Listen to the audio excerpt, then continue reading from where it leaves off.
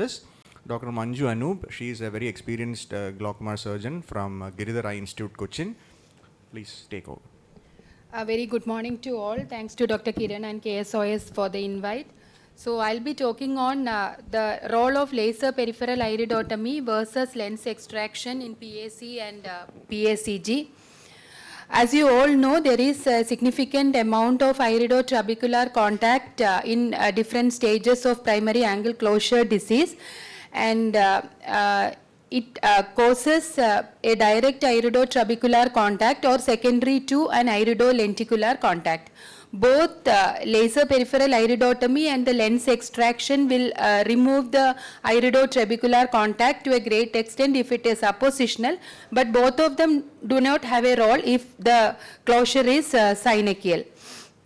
So let us look at the role of laser peripheral iridotomy in primary angle closure. So Thomas sir has already explained that LPI will relieve the pupillary block and re-establish the aqueous drainage.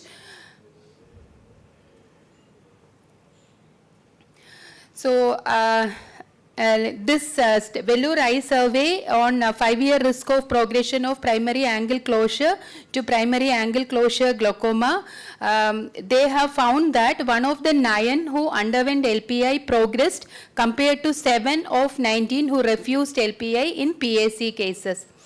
This is another report by American Academy of Ophthalmology which was published in 2018.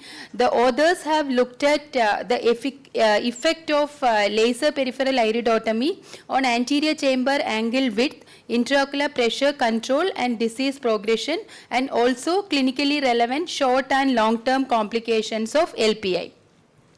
After analyzing 36 articles, they have concluded that LPI is currently considered as first line of treatment of PACD, and the available evidence indicate that LPI will help to relieve significant amount of pupillary block and widens the drainage angle. It also prevents the development of acute angle closure, and it has a favorable effect on intraocular pressure if no extensive damage. And the progression to PACG is uncommon in PACS or PAC after laser peripheral iridotomy. The complications following laser PI are not very significant and can be treated with topical medications for 1 or 2 weeks time. And another advantage is, if decided, it can be done immediately as an office procedure. However, the angles can remain closed even after LPI in case of very narrow angles at baseline, significant peripheral anterior synechiae, thick iris, increased lens vault, and anteriorly positioned ciliary body. So now let us look at the evidence for the role of lens extraction in primary angle closure. So one of the most important parameter which we have to consider, which is lens related, is the lens vault. It's defined as the part of the lens situated anteriorly to a plane drawn across the scleral spurs. It's recognized as an important factor for the development of acute angle closure also. And increased lens vault, in addition to the iridolenticular contact, it also causes a direct iridotrabecular contact. Cataract extraction for primary angle closure disease has been practiced for many years with seemingly effective results, and many studies have reported an IOP reduction up to 30% with cataract surgery in eyes with angle closure. So the lens extraction will deepen the anterior chamber, widens the angle of the anterior chamber, and it removes the anatomical predisposing factors. However, the lens extraction has to be planned, and the patients are often skeptical of surgical options. So it may take some time to decide on the surgery. And during this time, patient may develop an acute angle closure attack. Also, acute angle closure attack can occur during the dilatation prior to the surgery. The surgery can also be challenging in case of atonic or atrophied iris or intumescent lens. Another important factor which we have to consider is the loss of accommodation following the lens extraction. Though lens extraction remove pupillary block, if the trabecular meshwork is already damaged, it will not address that. Therefore, predicting which angle closure disease patients will benefit from lens removal, whether clear or cataractous, remains uncertain. This is the EAGLE study, which is a large randomized controlled trial which looked at the effectiveness of clear lens extraction for the treatment of primary angle closure glaucoma.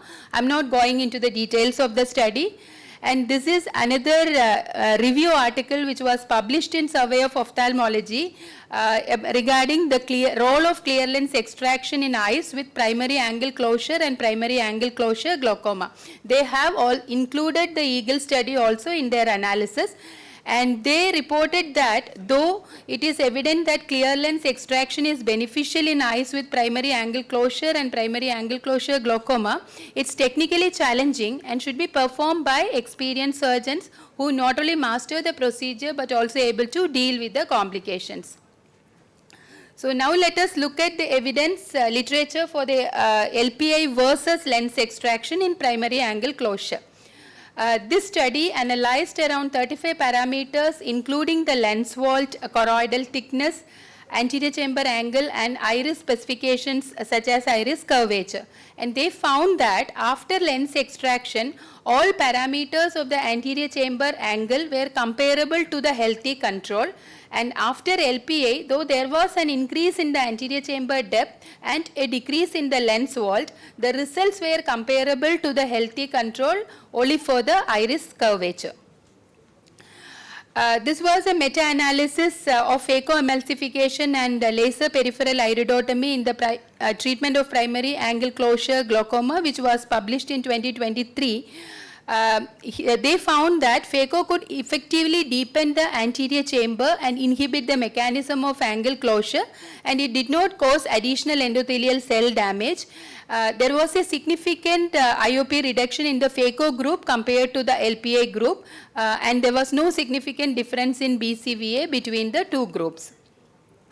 However, another study which was published last year on, this was also a systematic review and meta-analysis on phacoemulsification versus laser peripheral iridotomy for treating primary angle closure glaucoma, and they have reported that phaco will decrease central corneal thickness and corneal endothelial cell density, and there is no significant difference in terms of average IOP, medication usage, visual acuity, visual field progression, peripheral anterior synechia and gonioscopic grading. So the lens extraction is curative to some degree. However, like many other surgical procedures, clear lens extraction is associated with increased risk of intra and postoperative complications and other social factors compared with the standard of care. So the decision should be individualized. So I would like to do first an LPI in case of acute angle closure and PAC or PACG with clear lens and assess the angle after the lens LPA, and if there is significant residual angle closure which can be attributed to the lens, then do a lens extraction as a second procedure. However, in PAC or PACG with visually significant cataract, a primary cataract extraction can be considered. Thank you.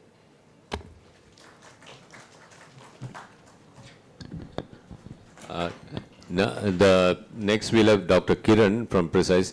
MIGS is the new kid on the block, most favored right now by surgeons, most popular. And now he'll tell us its position, phaco versus phaco, MIGS in